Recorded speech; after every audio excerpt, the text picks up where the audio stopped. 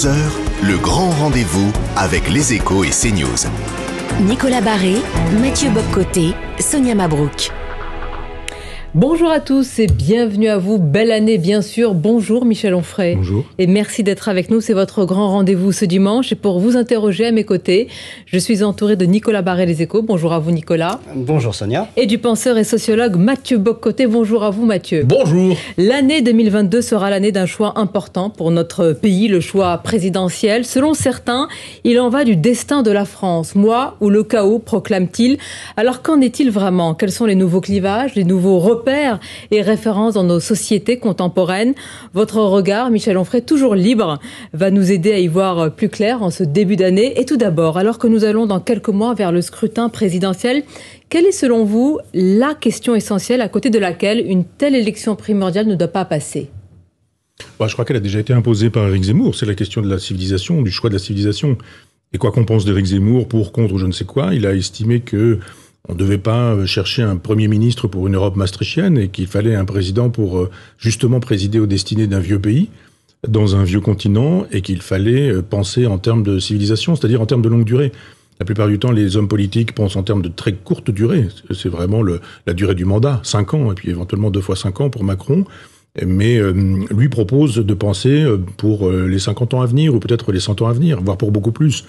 Donc je pense il est parti comme un intellectuel en politique qui a dit mais si nous pensions un peu à la Brodel en termes de vie et de survie de la France et de la civilisation, et il a embarqué tout le monde dans cette aventure parce que tout le monde est bien obligé quoi. Et on voit que quels que soient les clients de cette aventure, on les connaît pas tous, mais quels que soient les clients, ils sont obligés de penser plus ou moins en regard de cette histoire de la France, de la civilisation, de la culture, du judéo-christianisme et de ce qui nous attend après.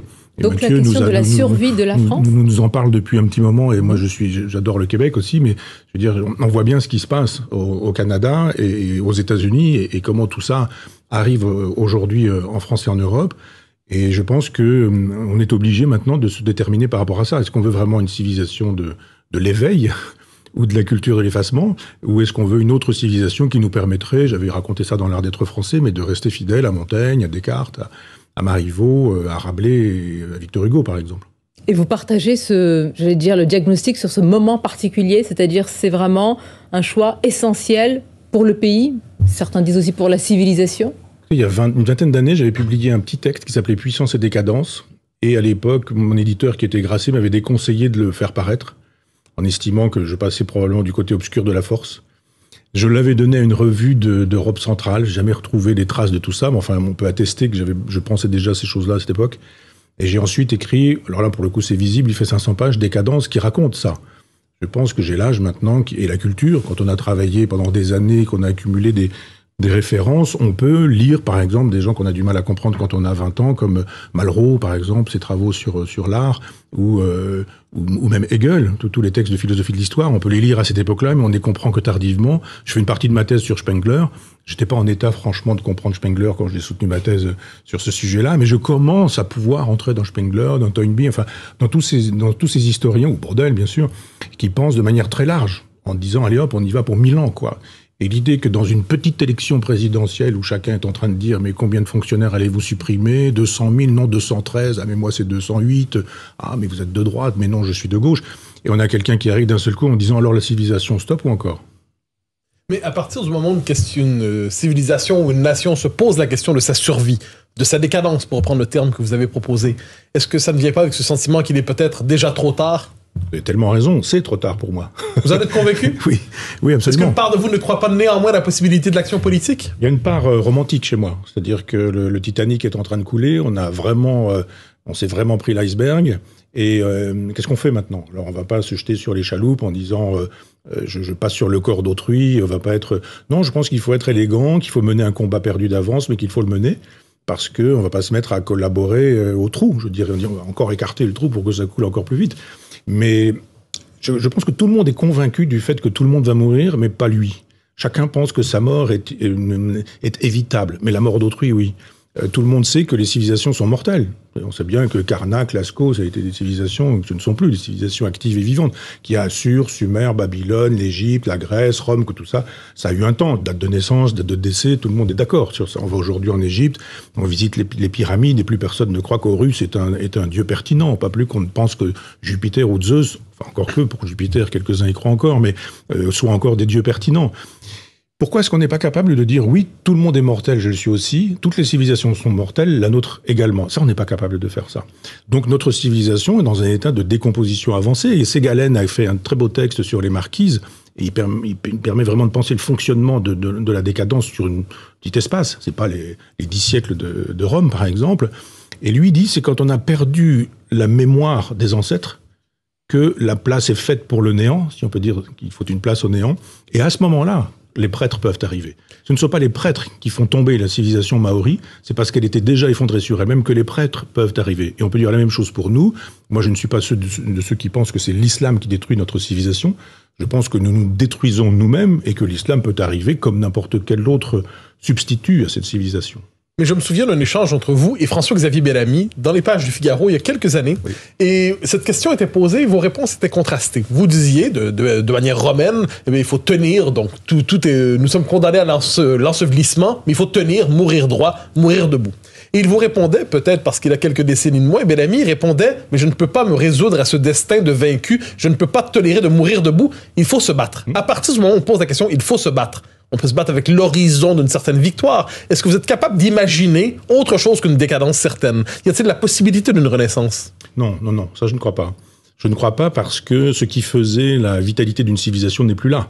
Et puis on peut même faire de la politique fiction en disant, bon, celui qui tient le plus ce discours-là, c'est Éric Zemmour. Bon, Éric Zemmour est le président de la République. Il fait un gouvernement qui va dans le sens de son projet et de son programme. Il faut une Assemblée nationale qui soit de sa couleur. Il faudrait que le Sénat y soit aussi. Il faudrait qu'il ait avec lui la presse, les institutions, l'université, les médias, etc., etc.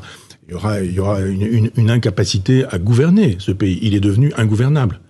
Je ne veux pas prendre le pari aujourd'hui, mais je pense qu'on aura probablement un président maastrichtien. Il s'appellera Emmanuel Macron, il s'appellera Valérie Pécresse, mais tout le système est ainsi fait. C'est blanc bonnet ou bonnet blanc pour vous? Oui, pour moi, c'est la même chose. Oui, c'est grave, parce qu'en termes de démocratie, ça veut dire que le choix, finalement, c'est un faux choix, c'est un leurre. Vous avez tellement raison que de convoquer le mot. Je pense que nous ne sommes plus en démocratie. Moi, ça fait des années que je gagne des caisses de champagne en disant que je peux donner presque le nom du vainqueur aux prochaines présidentielles. On dit Alors, je ne donne pas forcément le nom, mais je dis que ce sera quelqu'un qui défendra le système maastrichtien. Et regardez, depuis Mitterrand, je ne me trompe pas, hélas. Donc à chaque fois, c'est l'un, c'est l'autre, d'accord, on dit oh là là, il va y avoir un enjeu incroyable, vous vous rendez compte, entre Macron et Pécresse. Bon, c'est très exactement la même chose. Ce qui caractérise aussi cette époque que nous vivons, c'est qu'elle est empreinte de violence. On l'a vu pendant ce quinquennat à l'occasion des Gilets jaunes, mais on l'a vu à moult autres occasions. On le voit aussi dans le vocabulaire employé par une partie du personnel politique. Comment est-ce que vous l'expliquez, cette violence, ce climat aussi tendu ? Ça procède du même nihilisme avec une impunité totale. C'est-à-dire qu'aujourd'hui, si vous êtes un délinquant bien connu dans les banlieues, c'est-à-dire que l'autre fois, j'entendais Gérald Darmanin nous donner le nombre d'endroits qui sont des zones de non-droit. Il sait où ça se trouve, il sait comment ça marche, etc.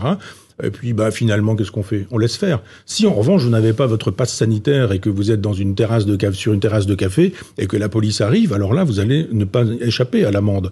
Et on se dit, il y a quand même deux poids, deux mesures, et il y a une impunité totale pour un certain nombre de gens, notamment les gens qui contribuent à la négation de notre culture, de notre civilisation. On sait bien qui échappe toujours à la loi.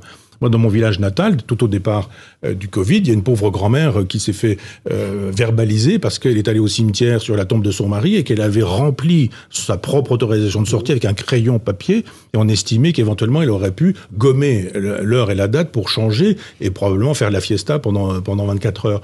On se dit, mais qu'est-ce que c'est que cette civilisation dans laquelle les gens qui ne se rebelleront pas seront pris à partie par la police et par la justice, pendant que d'autres seront totalement épargnés. Donc la violence aujourd'hui, elle est généralisée. C'est-à-dire que sur Internet, vous pouvez tenir tous les propos possibles et imaginables. Si vous tenez un discours aujourd'hui avec un mot de travers, vous allez au tribunal tout de suite, mais vous pouvez avoir des sites conspirationnistes, négationnistes. Il y a eu quelque temps, on en a eu même sur le fait que Mme Macron aurait pu ne pas être une dame. C'est sottises et c'est bêtises. Il y a moyen d'agir contre cela? Ben non, puisque c'est une espèce d'extraterritorialité juridique. Vous pouvez tout dire.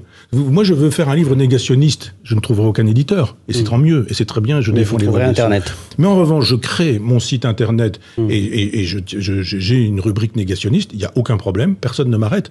Le négationnisme et le révisionnisme ne se sont jamais aussi bien portés que depuis que Internet existe comme il existe, avec une impunité totale, puisque c'est une extraterritorialité juridique. Vous pouvez tout y dire, vous pouvez tout y faire. Sous pseudonyme.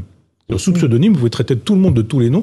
Donc il y a une violence généralisée. De temps en temps, quand on arrête des gens qui ont dit je vais te couper la tête, je vais te massacrer, je vais te faire ceci, je vais te faire... on retrouve. Puis on dit c'est des gens tout simples, tout modestes, qui étaient là totalement délirants derrière leur écran, fantasmes de toute puissance. Cachés derrière leur anonymat. C'est ça. Mathieu Bock-Côté. Vous avez évoqué la candidature d'Éric Zemmour. Nicolas Barré a évoqué la question de la violence dans la campagne. J'aimerais vous poser la question toute simple. Comment expliquez-vous l'incroyable violence symbolique, pourrait-on dire, tournée vers le candidat Zemmour? Qu'on soit d'accord avec lui, c'est une question assez secondaire par rapport à ça. Mais la virulence des propos à son endroit, l'extrême droitisation, la nazification, la fascisation, la talibanisation, la pétainisation, comment expliquer la réaction très vive d'une partie du personnel politique et médiatique par rapport à cette candidature? Il y a quelque chose que j'appellerais un avatar chez tous ceux qui sont des personnages médiatiques. Vous le savez bien, c'est-à-dire que on est ce qu'on est à la télévision, puis de temps en temps, les gens nous voient. D'abord, ils avaient l'impression qu'on n'avait qu'un buste. Et alors, il y a des gens qui me disent « Ah, mais vous imaginez pas si grand que ça ?» Je dis « Bah oui, c'est pas grand comme ça dans la vie. » Voilà. Et donc, et puis on me dit « Ah, mais alors, vous ne sautez pas la gorge des gens, vous êtes plutôt gentil. » Je dis « Mais qu'est-ce que vous imaginez ?» Je dis, quand vous êtes sur un plateau, qu'on vous agresse, évidemment, vous agressez. Je pense que le gladiateur, quand il rentrait chez lui, c'était un gentil papa qui aimait beaucoup sa femme et qui, de temps en temps, fêtait probablement l'anniversaire de ses parents. Et puis voilà. Donc, on a des avatars. Et il faut fabriquer des avatars. Et un avatar Éric Zemmour qui est effectivement l'abomination de la désolation. C'est le fameux quart d'heure de haine chez Orwell, hein. Alors, un temps, c'était Jean-Marie Le Pen. Un autre temps, ce fut Marine Le Pen. Et elle échappe à ça. Et d'un seul coup, c'est Éric Zemmour. Quoi qu'il dise, quoi qu'il fasse. Il y a 15 ans, vous avez écrit dans un journal telle phrase qui veut dire que vous êtes misogyne. Vous avez dit dans une télévision, un jour, une émission, que, etc. C'est bien la preuve que vous êtes pétiniste. Vous avez également fait savoir que... Donc c'est ça en permanence. C'est un procédé que l'on vous fait également, Michel Onfray, depuis de nombreuses années. Je peux l'analyser parce que j'en fais l'objet. L'extrême droitisation. Bien sûr. Oui. L'idée que, effectivement, je suis d'extrême droite, je suis fasciste, que je suis passé de l'autre côté, etc. Très bien, moi je sais qui je suis. Et on peut insulter mon avatar. Moi je sais que c'est mon avatar, je sais bien qui je suis. Et moi j'ai 2 ou 3 personnes qui sont susceptibles de me juger, dont mon père qui n'existe plus, et dont ma compagne qui est décédée. Et donc ma compagne d'aujourd'hui, qui elle est bien vivante. C'est à peu près tout. Je me moque de ce que le Monde peut dire de moi. Quand je dis le Monde, c'est tout le monde, mais c'est aussi le journal Le Monde. Eh bien justement, on va en parler. Remarquez une courte pause que le journal Le Monde, effectivement, a reproché, en tous les cas, à certains intellectuels leur bienveillance par rapport à Éric Zemmour, à la montée d'Éric Zemmour. Il y a quelque temps, Alain Finkielkraut nous avait répondu à cette antenne sur ce sujet. Nous vous entendrons plus largement sur le paysage politique également. On se retrouve dans quelques instants. À tout de suite. Le grand rendez-vous européen. Avec Les Échos et CNews.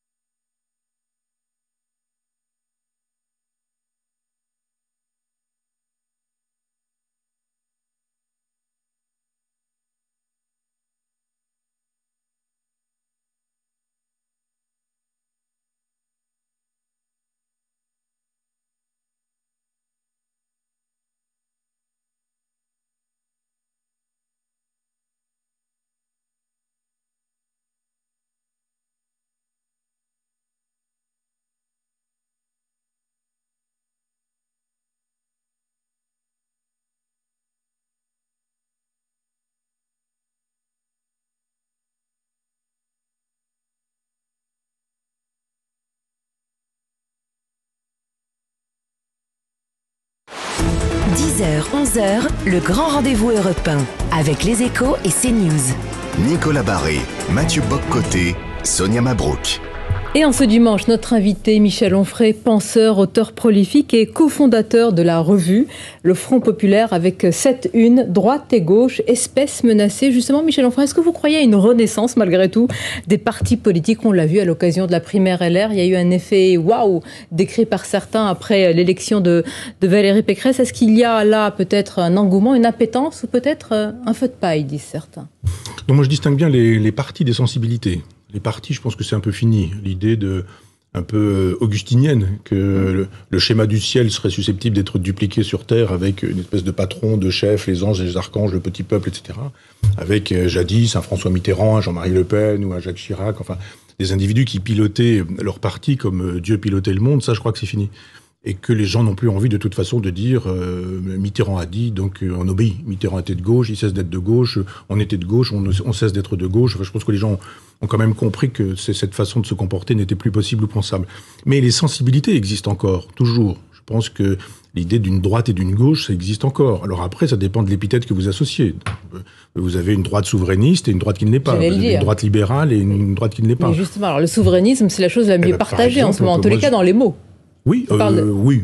Oui, c'est pour ça que j'ai bien dit, je crois, dans les mots. Macron, qui est un caméléon total, est capable de dire souveraineté de la France plus souveraineté de l'Europe. On dit non, il va falloir choisir. C'est pas possible pour vous. Souveraineté européenne, c'est contradictoire. Mais une femme ne peut pas être enceinte et ne pas attendre d'enfant. Je veux dire, en même temps, c'est pas possible. Ça peut être successif, mais pas en même temps. Donc, pourquoi? Parce que l'Europe n'est pas une nation? Non, c'est pas une nation, l'Europe, bien sûr que non. C'est un ensemble de nations qui est structuré idéologiquement par une spiritualité qui est la spiritualité judéo-chrétienne, mais ça ne constitue pas une nation. Et l'Europe ne constitue pas à elle seule non plus l'Occident. À quoi il faudrait ajouter, pour que nous disposions de l'Occident, des États-Unis, de l'Amérique plutôt, mais également Nouvelle-Zélande, Australie, etc. Donc c'est pas du tout la même chose, non. Alors, vous évoquiez la question souverainiste. Un des drames, peut-être, des 30 dernières années en France, c'est le fait que les souverainistes ont tout fait pour se rassembler sans jamais y parvenir. Souverainistes de gauche, souverainistes de droite, mais qui ne parviennent pas à trouver un étendard commun. Comment expliquer cette impossible réconciliation des souverainistes? D'abord, moi j'ai dit du souverainisme, quand on a démarré cette revue, que c'était l'art de reprendre les commandes du bateau. On était avec, en gros, dans un bateau ivre, et le souverainiste, c'est celui qui dit « il est bon que nous puissions reprendre la barre ». Maintenant, ça ne veut pas dire du tout qu'on va aller à bâbord, à tribord, qu'on va arrêter, qu'on va accélérer le mouvement, qu'on va faire marche arrière. Voilà. Donc, il faut déjà s'entendre sur l'idée que le souverainisme, c'est un art de reprendre son destin en main. Ça n'est que ça. Donc maintenant, quand vous auriez repris votre destin en main, rien ne fait que vous devriez prendre une politique qui serait justement de bâbord ou de tribord. Donc on peut imaginer qu'effectivement, tant qu'on n'avait pas résolu matériellement cette question-là, en disant front commun d'abord pour recouvrer la possibilité de faire de la politique à nouveau, et puis après, ensuite, qu'est-ce qu'on veut faire? Alors après, on peut trouver un programme commun. Vous, Michel Onfray, vous venez plutôt de bâbord quand même. Comment est-ce que vous expliquez que cette gauche soit dans l'état dans lequel elle se trouve? C'est compliqué, mais on peut faire court. Je pense qu'il y a eu un certain nombre de choses qui contribuent à ça. C'est-à-dire, c'est la fin, par exemple, de l'Union soviétique, 92. On a, il y a quelque temps, le 26 décembre, commémoré la disparition de l'Union soviétique. Donc ça, c'est une première déception pour les marxistes. Et puis une deuxième déception pour les marxistes, c'était Mitterrand qui renonce à la gauche en 1983 et qui s'en vient dire que, bon, finalement, on a trouvé un autre projet qui est le projet d'une Europe libérale, maastrichtienne, etc. C'est l'ère du on passe de Jaurès à Bernard Tapie. Et ça devient vive la crise, enrichissez-vous, toutes les années fric, etc. Donc évidemment, on se dit, mais si on peut plus être marxiste, si on peut plus être socialiste, et si finalement tout ce monde-là finit par défendre la même vision du monde qu'un Chirac, qu'un Giscard, parce qu'en fait, qu'a fait Mitterrand, il a fait du giscardisme, hein, pas plus, pas moins. Il y a eu à un moment donné une espèce d'effondrement. Les gens ont dit, mais on peut plus souscrire à ce genre de choses. Donc la gauche, elle s'est un peu éparpillée partout. La sensibilité de gauche, pour moi, elle est très simple. Vous savez, dans Les Misérables, vous connaissez l'histoire, on a eu déjà l'occasion de parler de l'homme qui rit dans le couloir, vous et moi, de Victor Hugo, nous avons cette passion en commun. Et d'une certaine manière, vous vous souvenez de Fantine, qui est tellement pauvrissime, engrossée par un petit con qui, etc. Hein. J'en connais des petits cons dans ce genre à Paris, à Saint-Germain-des-Prés, etc. Et cette femme, à un moment donné, elle est tellement pauvre, Philibert, etc., qu'elle vend ses dents et ses cheveux. Et il est bien évident que les palettes, les deux dents de devant, et Victor Hugo est du côté de ces misérables-là. La gauche, c'est ça. On est du côté de Fantine. Aujourd'hui, c'est l'inverse. Mais elle existe si peu qu'aujourd'hui, c'est celle qui vous achète vos dents et qui vous achète vos cheveux. Elle achète des utérus aujourd'hui, la gauche. Elle achète des enfants. C'est ça qu'elle nous propose, la gauche woke. Elle nous dit en gros, il y a des pauvresses qui n'ont que ça à faire. Pierre Berger nous disait, après tout, louer un utérus ou louer des bras qui vont permettre de faire fonctionner la caisse quand on est dans un supermarché, c'est exactement la même chose. Vous avez des enfants, les enfants, ça s'achète, ça se vend. Vous le voulez comment, votre enfant? Blond, aux yeux bleus, roux, etc. C'est la gauche qui défend ça. Mais c'est pas possible. C'est-à-dire que c'est la gauche qui dit à Fantine, prostitue-toi, vends tes dents, etc. Donc moi, ceux qui disent de moi que je ne suis plus de gauche et que je suis passé à droite, ça me gêne pas du tout, s'ils le pensent eux. Mais je ne suis évidemment pas de cette gauche. Ils vont plus loin, Michel Onfray, c'est ce que je vous disais tout à l'heure, même par rapport, et aussi, je dirais, par rapport à Alain Finkielkraut. Je faisais référence à cet article du Monde, et Alain Finkielkraut, sur cette antenne, nous disait qu'il y avait une obsession antifasciste en France. Est-ce que c'est le cas, selon vous? Ils me font rire, ces gens-là. Le fascisme, quand il y a des fascistes, il y a de la mort au bout du fascisme. C'est le viva la muerte chez les fascistes. Et quand vous êtes antifasciste, vous risquez votre peau aussi. Et vous risquez quoi aujourd'hui quand vous êtes antifasciste? D'être invité sur les plateaux de télévision en information continue pour commenter la réalité, où on vous donnera la possibilité de vous exprimer tout le temps. Alors, des antifascistes comme ça, des fascistes comme ça, je vous assure que dans les années 30, il y a pas mal d'antifascistes qui auraient aimé avoir ce genre d'ennemis-là. Donc c'est une espèce d'inflation verbale qui procède de Staline quand même. C'est Staline qui explique que quiconque n'est pas avec lui est contre lui, et que quiconque est contre lui est fasciste. C'est-à-dire un homme qui a collaboré avec Adolf Hitler pendant 2 ans. Je rappelle quand même que personne ne parle du pacte germano-soviétique, mais de 39 à 41, les communistes français collaborent avec l'occupant parce qu'ils estiment qu'ils ont les mêmes ennemis, le général de Gaulle, la City, les Juifs, les bourgeois, Londres, etc.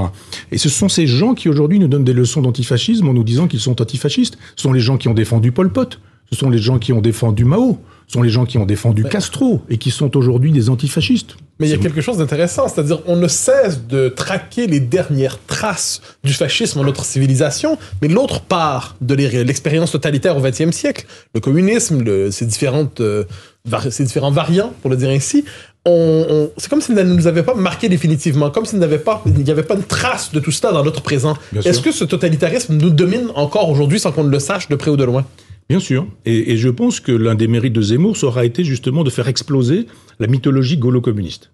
C'est-à-dire que quand les communistes collaborent pendant 2 ans, ça ne se dit pas. Vous avez les films de René Clément, la bataille du Rail, les communistes, ils sont formidables, l'affaire Manouchian, ils ont été résistants, le parti des 75 000 fusillés. Pas du tout, c'est faux.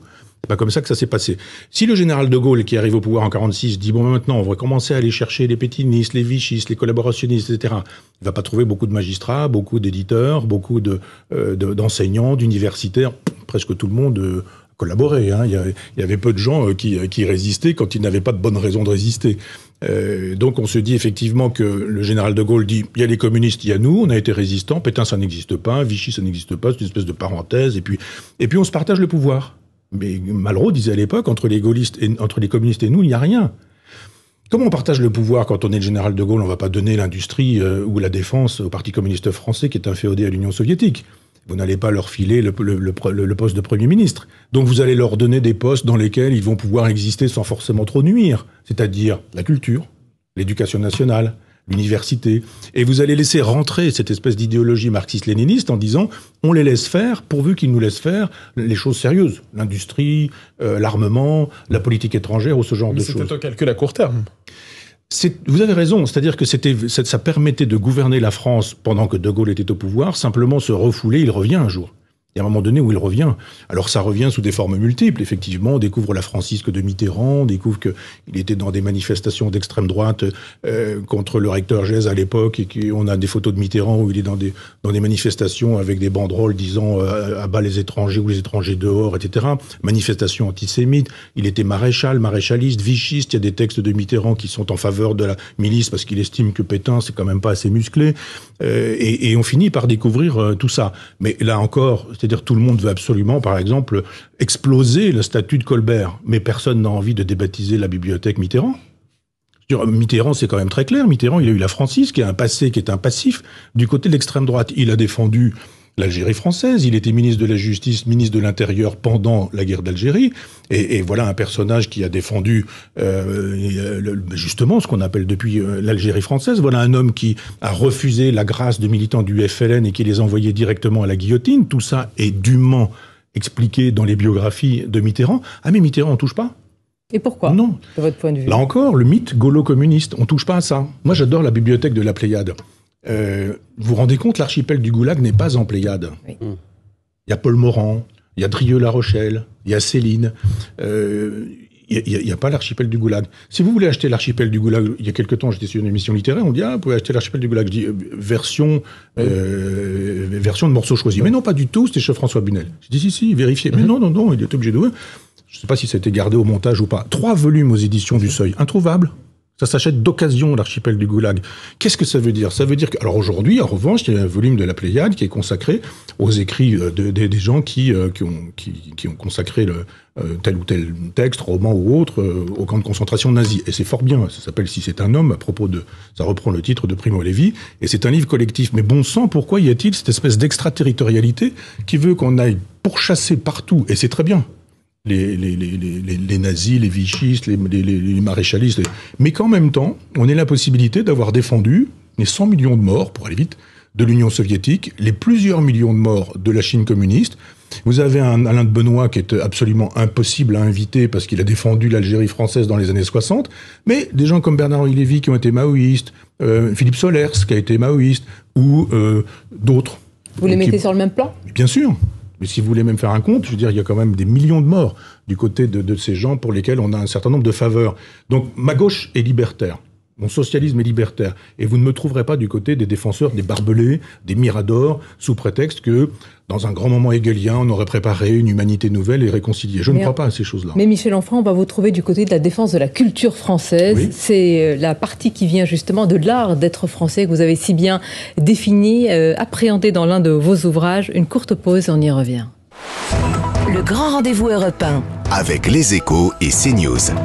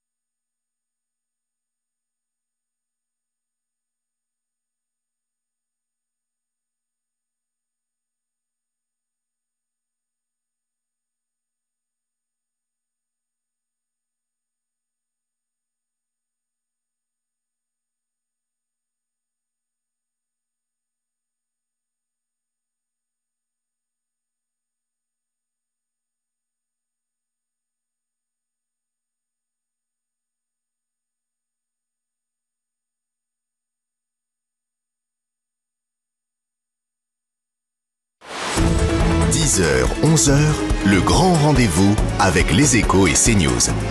Nicolas Barré, Mathieu Boccoté, Sonia Mabrouk.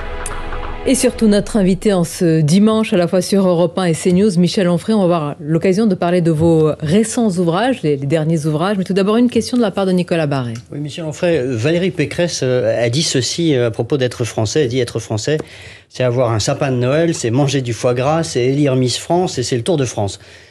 C'est ça être français pour vous? Fumer des gitanes et rouler au diesel aussi. Il y a une espèce de mépris...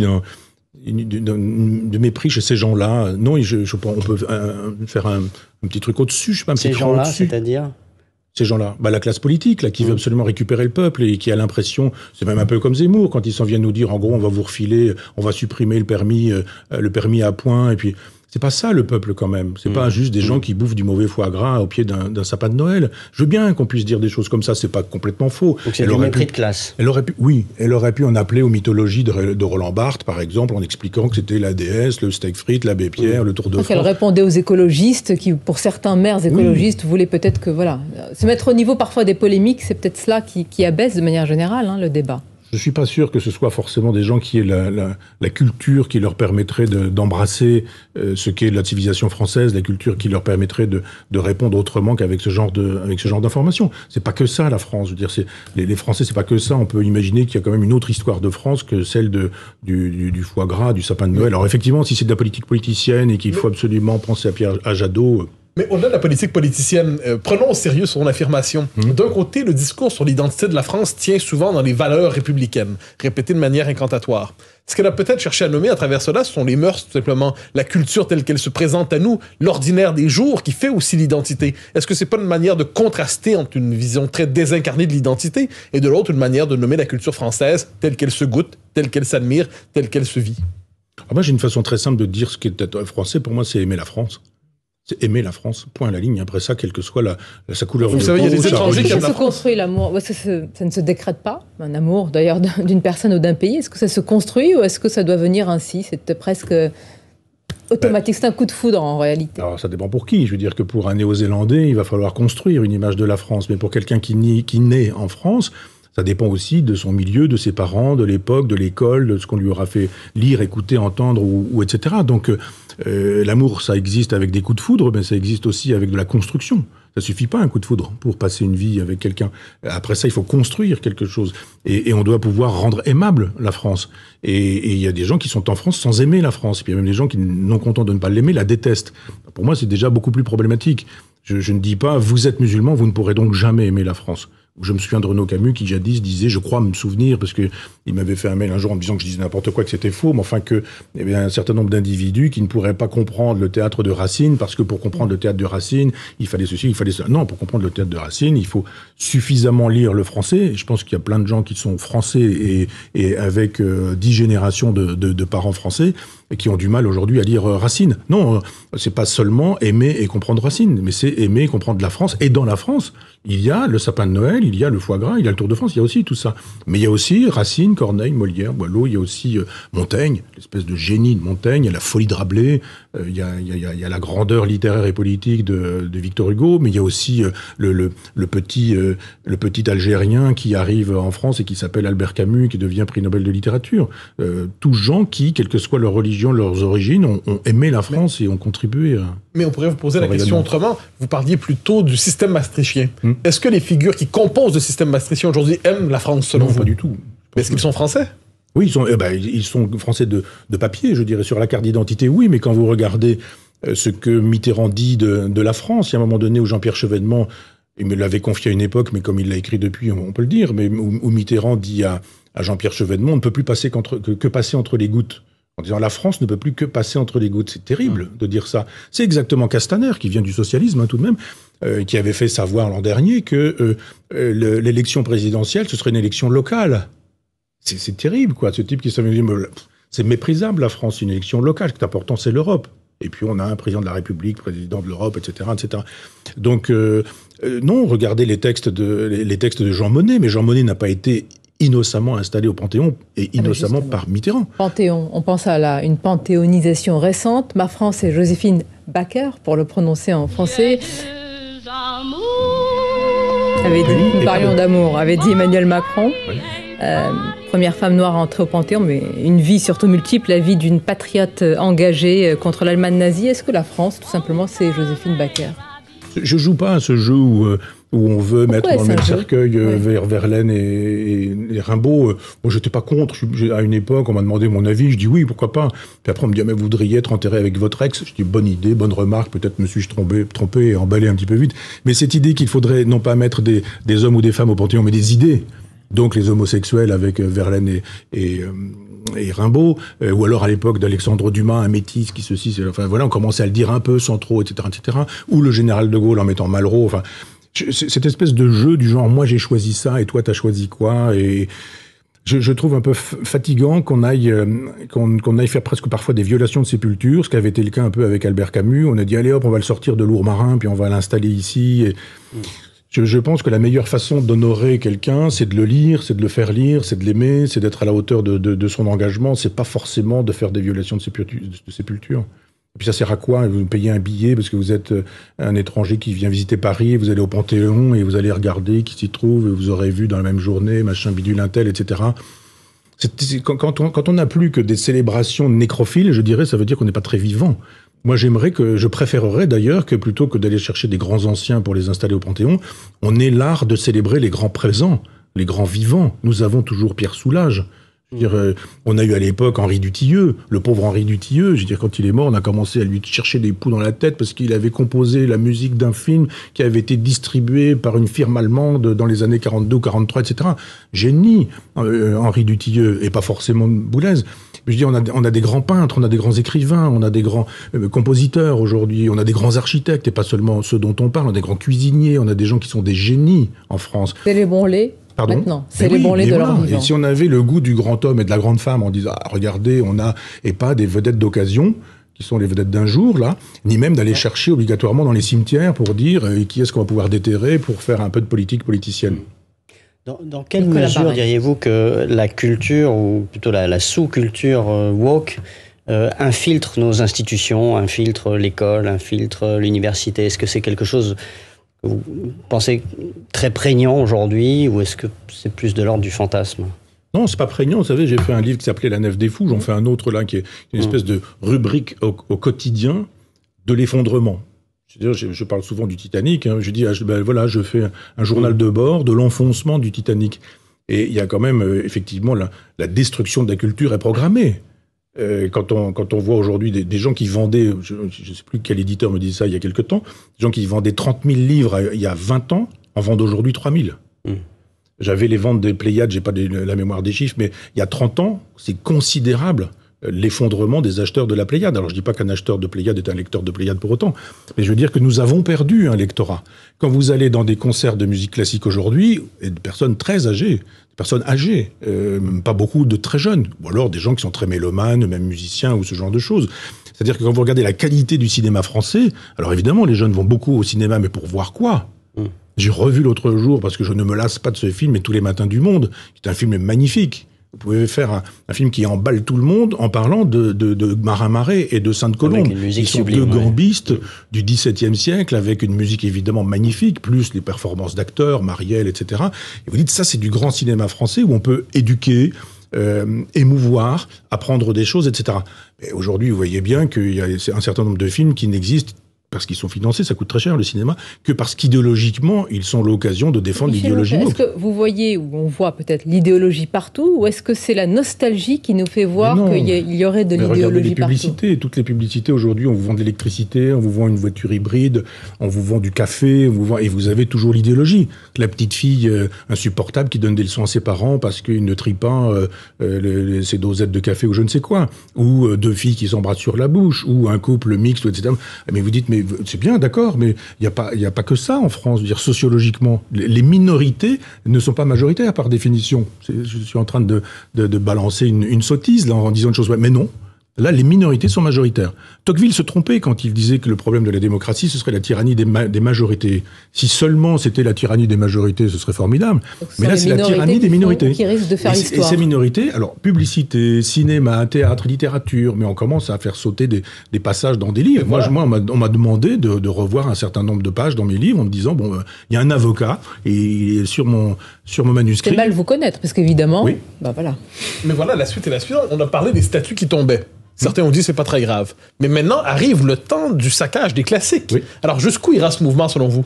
Parce qu'il y a quelque chose qui fait penser à la révolution culturelle. Oui, bien sûr. Vous avez vu l'autre jour à la télévision, il y a quelque temps, je ne sais plus, moi j'avais vu passer ça, Madame Bovary qui devenait Emma Bovary, parce que c'est une copine, quoi. Il faut qu'on raconte qu'elle est victime du système patriarcal, du machisme, etc. Mais on fait un autre film. Mais si on adapte Madame Bovary, on est respectueux de ce que dit Flaubert. Et ben non, aujourd'hui on n'a pas à être respectueux de l'œuvre. Si on estime que... qu'est-ce que j'ai vu aussi comme chose extravagante dans cette dernière année, dans cette année passée là, enfin... je vous lance une idée. Au Canada, on brûle des livres parce que la représentation qu'ils portent, certaines bandes dessinées, des Lucky Luke, des Astérix, parce que ça heurterait la représentation des Amérindiens. On brûle des livres, l'auto-da-fé. Alors on les brûle, on a de la cendre et on utilise cette cendre pour faire de l'engrais pour un arbre qui va dire la beauté du monde. Et vous vous rendez compte, c'est une cérémonie nazie. Cette façon de brûler des livres et d'estimer qu'on va purifier avec la cendre des arbres, enfin avec la cendre des livres brûlés. Nazi quand même, est-ce que vous ne tombez pas dans le travers de ce que vous avez dénoncé tout à l'heure? Détruire. Vous fascisez, vous nazifiez. Je veux dire, donnez-moi l'exemple au XXe siècle d'un autodafé d'État. Où sont les autodafés d'État au XXe siècle? Voilà. Tout de suite, vous y pensez. À Nuremberg, tous les livres qu'on a... Alors, on nous l'explique, hein, Freud, etc., tous les auteurs juifs, tout le monde connaît l'autodafé, les autodafés du national-socialisme. Mais là, on fait des autodafés. Oui. Et pour le coup, quand il s'agirait de parler de nazisme véritablement, on dit attention, vous êtes en train d'utiliser les arguments que, etc. Moi, je veux bien, je me fais traiter de nazi. Voilà, je suis Doriot pour Bernard-Henri Lévy, il n'y a aucun problème, on peut le dire. Mais on n'aurait pas le droit de dire que brûler des livres, utiliser la cendre de ces livres brûlés pour purifier des arbres qu'on plante afin de vivifier une planète qui elle-même était... Enfin... Mais j'aimerais vous... Alors, vous êtes socialiste, vous êtes libertaire, mais vous êtes aussi patriote. Oui. Est-ce que devant cette révolution qui vient des États-Unis d'Amérique du Nord, est-ce que la France n'est pas un pôle de résistance admirable? De résistance au wokisme? Oui, bien sûr.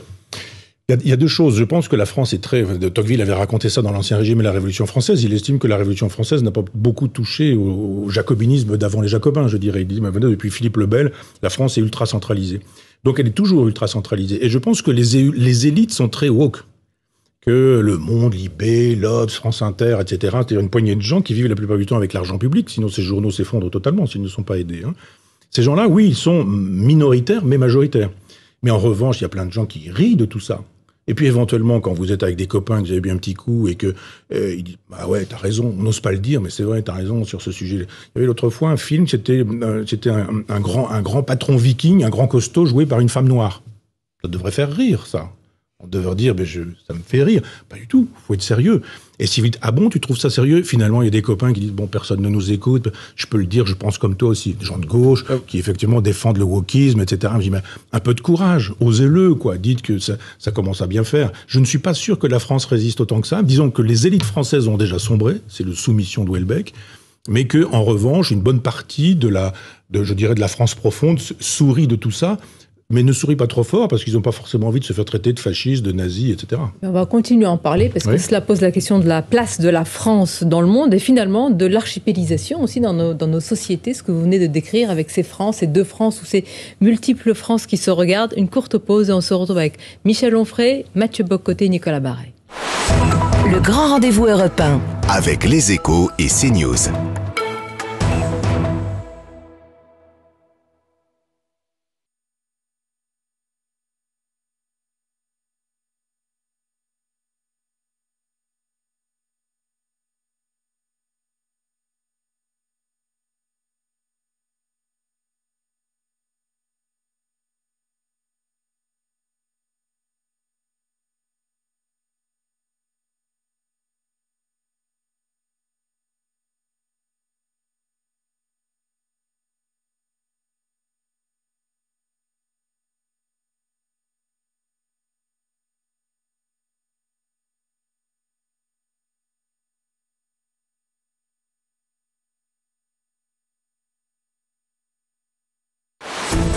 11h, le grand rendez-vous européen avec les Échos et CNews.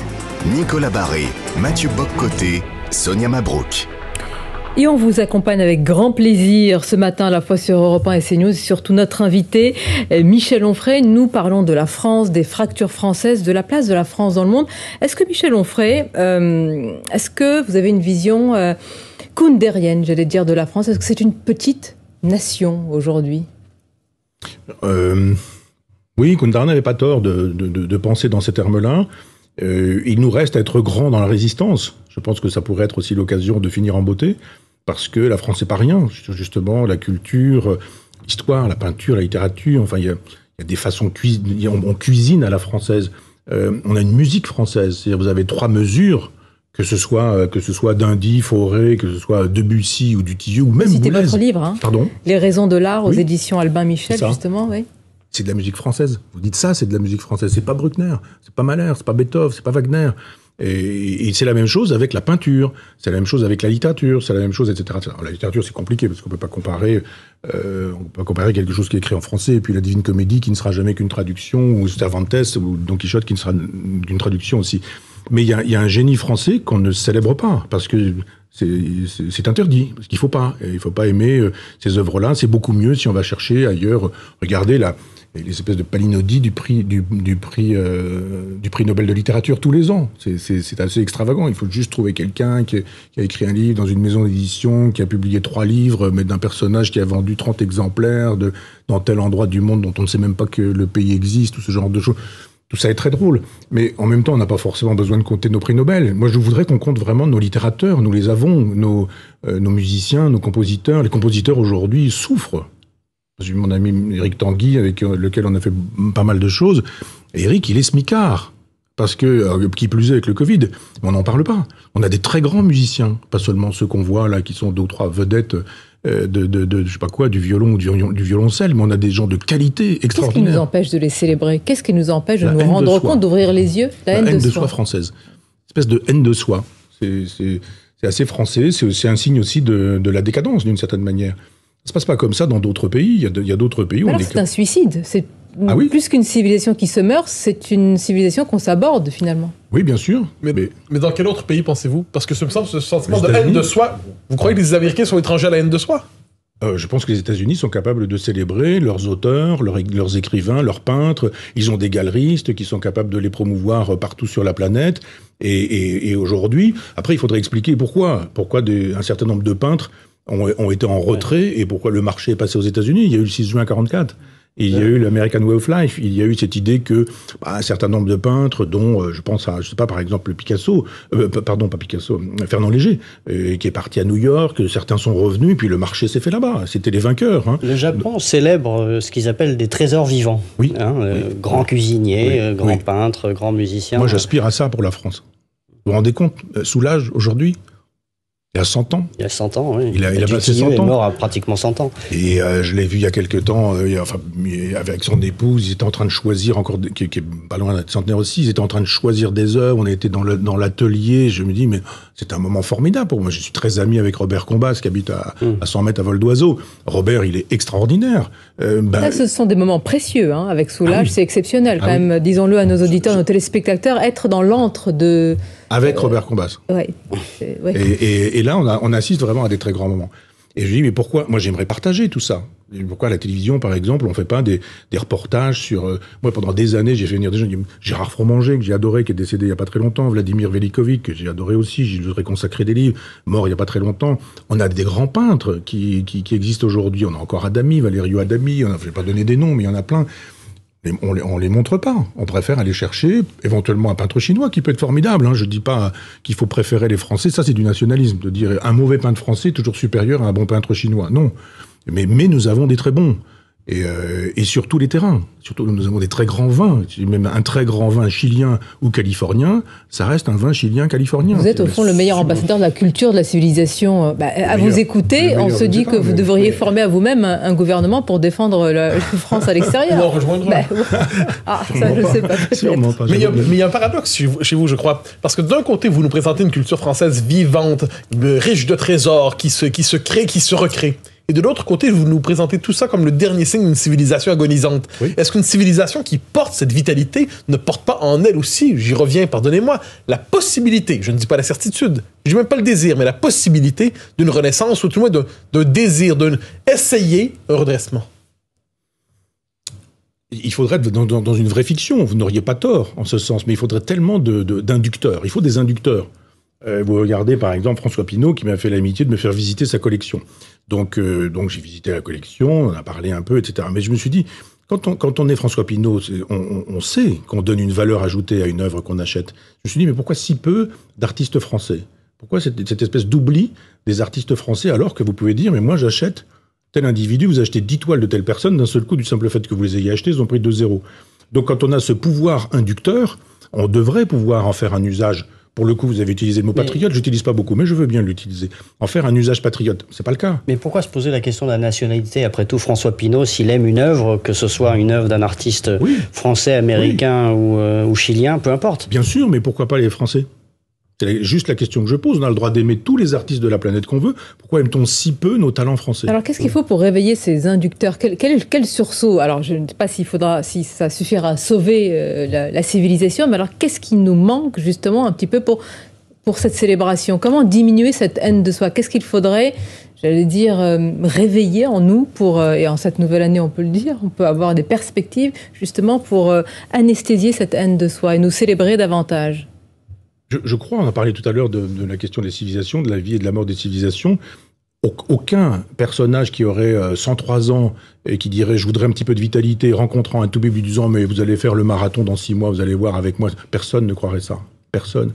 Donc vous me dites « mais qui faudrait-il » Il faudrait un magicien, il faudrait quelqu'un qui soit capable de faire de telle sorte que le réel ne soit pas le réel ou qu'un autre réel soit possible ou pensable. On peut le faire. Mais c'est un jeu de l'esprit pour moi.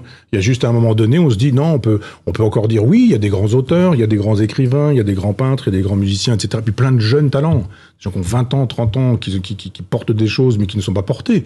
Si vous allez voir un galeriste aujourd'hui, un des grands galeristes, qui est les 3 ou 4 qui font la loi à Paris, vont vous dire ça m'intéresse pas. Et là, pour le coup, ils vont retrouver un type du Zimbabwe qui va peindre avec les doigts et qui formidable, très bien. Ils vont mettre une cote. Et je suis pas contre ça, hein, entendons-nous bien. Je dis simplement qu'on est plus capable de cette vitalité et il n'existe pas de recette miracle qui nous permettrait de dire ah si nous avions un nouveau De Gaulle qui aurait aussi en plus de ça un nouveau Malraux etc. J'y crois pas. Il y a pas quand même un travail à faire à l'école? Oui, bien sûr, c'est ça, vous avez raison. C'est-à-dire il nous faudrait des nouveaux pédagogues, pas des nouveaux pédagogues, des nouveaux instituteurs, des nouveaux profs. Mais moi je connais plein de profs qui me disent on n'ose pas. On n'ose pas parce qu'il faut absolument rentrer dans le moule. Et puis vous avez l'inspecteur. L'inspecteur, il va aussi dans ce sens-là. Moi, j'étais 20 ans prof. Vous savez, je me faisais inspecter. Et après, l'inspecteur me disait, vous avez fait un beau cours, ceci, cela. Je dis, je vous arrête tout de suite. Je fais jamais ce cours-là. Je fais un cours pour vous, hein. Mais on fait jamais ce cours. Ah oui, vous croyez? Je dis, mais bien sûr, vous savez. Il a fini par me dire oui, etc. Tout le monde joue. Tout le monde fait semblant, pardon. Mais votre revue ne s'appelle pas Les Derniers Jours. Elle ne s'appelle pas Le Dernier Carré. Elle s'appelle Front Populaire. C'est une référence politique. Donc, manifestement, lorsque vous créez une revue, vous l'inscrivez dans l'univers du politique, donc dans l'univers de l'action. Donc, si les circonstances s'accéléraient, pour reprendre la formule du général de Gaulle, il y aura une élection présidentielle bientôt à ce qu'on dit. Serez-vous tenté de vous prononcer sur cette élection? Ou pour vous, puisque déjà tout est foutu, pourquoi se préoccuper de la présidentielle qui vient? Je ne veux pas vous apprendre quelque chose quand je vous aurais dit que tous les candidats sont des jacobins. Tous. Et vous êtes girondin. Et je suis girondin. Mais s'il faut choisir parmi les jacobins, vous serez tenté? Non. Je vais arrêter de jouer ce jeu-là. Je l'ai tout le temps joué par honnêteté. On m'a posé la question et à chaque fois, j'ai pu dire oui, peut-être tel individu. Peut-être ça devenait lui. Et jusqu'à ma notice Wikipédia aujourd'hui, c'est lui. Et voilà. J'ai fait un jour sur une émission il y a très longtemps de Ruquier qui me dit il va y avoir des élections et vous pourriez voter pour qui? Je ne sais pas. Mais il y aurait machin, bidule, natal. Je ne sais pas. Je ne vous demande pas pour qui vous voteriez. Oui. Mais êtes-vous étranger aux passions politiques? Non, parce que ça m'intéresse comme un jeu de société. Mais je pense simplement que la politique, elle se fait ailleurs. C'est des jeunes paysans qui produisent des produits autrement, qui diffusent autrement, qui distribuent autrement. Des femmes, Baba Yaga, vous savez, ces femmes qui disent « Ah mais nous, on n'a pas envie de s'emmerder avec des vieux cons dans un EHPAD. Nous, on va créer notre structure et on va s'inventer ça. Créer des écoles alternatives. » Le girondisme, pour moi, c'est ça. N'attendez pas l'homme providentiel, moi je crois au peuple providentiel. C'est pourquoi aucun de ces individus ne m'intéresse pour la présidentielle. C'est à chacun de dire « Bon, ça va pas dans notre village, on va pas demander des subventions pour faire ceci ou pour faire cela, etc. On va faire. On va se faire aider. » C'est difficile, hein. Moi, j'ai renoncé à une université populaire dans mon village parce que simplement, les élus ne veulent pas, ils n'ont pas envie, ils n'aiment pas ce qu'ils réussissent, ils aiment bien. Bon, on dit très bien, restez, il n'y a aucun problème. Et moi, je crois aux actions individuelles et je crois que la politique, je suis proudhonien, hein. Donc je crois que les actions individuelles, c'est quand même ce qu'il y a de mieux. Vous pouvez aujourd'hui créer une web TV. Vous pouvez faire une radio, ça coûte pas cher. Vous avez vraiment tout le monde a le matériel chez soi. Vous pouvez faire une maison d'édition. Vous pouvez faire une école. Vous pouvez faire un restaurant alternatif, etc. Vous pouvez récupérer les personnes âgées du village en disant, vous voudriez pas qu'on fasse une espèce de petite école après l'école parce que les parents peuvent pas toujours. Et le pouvoir est là pour vous. Oui. La flamme de l'action est davantage là. Il n'en reste pas un peu à l'Élysée. Pardon. Il n'en reste pas un peu à l'Élysée du pouvoir. Le chef de l'État n'est jamais qu'un des ministres de l'Europe de Maastricht. Et l'Europe de Maastricht, elle n'est pas décidée par des gens élus. Vous savez bien qu'il y a une commission assez occulte avec des gens qui sont là et qui décident, etc. Le chef de l'État, tous les matins, il prend le téléphone et il dit « Alors, je fais quoi aujourd'hui ?» Mais mon cher Emmanuel, il va falloir que tu n'oublies pas ceci. Oui, bien sûr, j'allais l'oublier, etc. Ça reste ça. Dans l'Europe maastrichtienne, c'est ça le souverainisme. Et il y a un visage que vous pouvez mettre sur l'Europe aujourd'hui, parce que la Banque Centrale Européenne veut faire figurer des visages justement sur les billets en euros. Est-ce qu'il y a un visage qui pourrait être incarné Je sais qu'ils vont choisir Jean Monnet, Maurice Schumann et quelques Robert Schumann. Oui. Vous choisiriez qui ? Pour l'Europe ? Pour incarner l'Europe. Le beau visage de l'Europe, selon vous. Même si vous êtes plus français qu'européen, mais enfin, vous choisiriez qui ? C'est compliqué, mais non, il y a plusieurs billets. Il y a plusieurs billets. Ça pourrait être Dante, ça pourrait être Cervantes, ça pourrait être Montaigne ou Molière, ça pourrait être Goethe, ça pourrait être Vinci, mais ça pourrait être Mozart, ça pourrait être Beethoven, ça pourrait être Debussy. Souvenez-vous des billets français. Je veux dire, quand vous étiez trop jeune, mais je veux dire que tous autour de cette table. Mais moi, je me souviens des grandes figures françaises. On avait Fragonard, on avait Voltaire, on avait Pasteur. On n'avait pas honte de ces figures. Aujourd'hui, vous dites, mais Pasteur, il bossait pas un peu pour Big Pharma? C'est un peu problématique, là, Pasteur. Puis on dit, mais Fragonard, il aurait pas mis la main aux fesses à une de ses servantes un jour, etc. Et donc, il faut détruire tout ça. Et là, l'Europe, elle nous met des ponts. Des structures architecturales, cette façon de nous dire, vous avez vu l'Europe, c'est pas une âme, c'est pas un esprit, c'est juste un dispositif un peu rhizomique, et ça n'est rien d'autre. Et puis là, maintenant, ils sont peut-être en train de rechercher des visages. On va avoir Simone Veil, on va avoir tout ça. Mais on aurait, je sais pas si c'est un projet ou si c'est... Mais en même temps, c'est pas ça le problème. Je crois que le problème, là encore, comme avec le Panthéon, c'est pas d'aller fouiller les cimetières. Le présent d'un pays, c'est son futur. Eh bien, restons dans le présent, Michel Onfray, pour conclure cette émission, mais aussi le futur, j'allais dire, qui arrive bientôt. Vos prochains ouvrages, peut-être pour conseiller à nos auditeurs, nos téléspectateurs, quels sont-ils? Vous êtes toujours un auteur prolifique, j'imagine, c'est un foisonnement. J'ai râlé contre Dieu, j'ai râlé contre Freud, là, je râle contre Duchamp. Vous reconnaissez bien. Oui. C'est-à-dire, il y a des gens qu'on appelle des incohérents, les artistes incohérents, qui, entre 1882 et 10 ans plus tard, ont fait des choses assez extravagantes. Ils ont notamment inventé le ready-made, un rideau de fiacre, un monochrome, toile totalement noire, etc. Et il y a un personnage qui a découvert dans une malle 17 œuvres de ces artistes-là. Il y aura donc un livre de moi qui s'appellera Les Anartistes et qui montrera qui sont ces gens-là. C'est-à-dire qu'en gros, l'avant-garde du XXe siècle est une arrière-garde. Ce sera ma thèse. Il y aura un livre qui rassemblera toutes mes chroniques sur Macron, qui s'appellera Foutriquet. Foutriquet était le nom que les communards donnaient à Thiers. C'était l'un des sobriquets de Thiers, puisque un temps, quand il s'est agi de célébrer la Commune, Emmanuel Macron a dit que la République menacée s'était retranchée à Versailles. On ne peut pas mieux dire qu'on est Versaillais. Donc dans ces cas-là, Foutriquet, ça va, puis c'est un peu drôle. Ça se trouve aussi chez Jules Vallès, dans L'Insurgé. Qu'est-ce qu'il y a comme autre livre? Une nef des fous, qui raconte toutes les bêtises dont nous avons parlé, là, une par jour. C'est un bon programme de lecture, là, pour les quelques jours peut-être de vacances. D'autres projets encore. Bon. En tout cas, je vous remercie de les avoir partagés avec nous, d'avoir partagé ce moment avec nous, Michel Onfray, sur Europe 1 et CNews. Je remercie évidemment Mathieu Bock-Côté et Nicolas Boré. Je vous souhaite également à tous évidemment une belle année. Également à nos téléspectateurs et auditeurs. Merci de votre fidélité véritablement pour cette émission qui s'installe sur nos deux antennes. Et puis à très bientôt. Le grand rendez-vous Europe 1. Avec les Échos et CNews.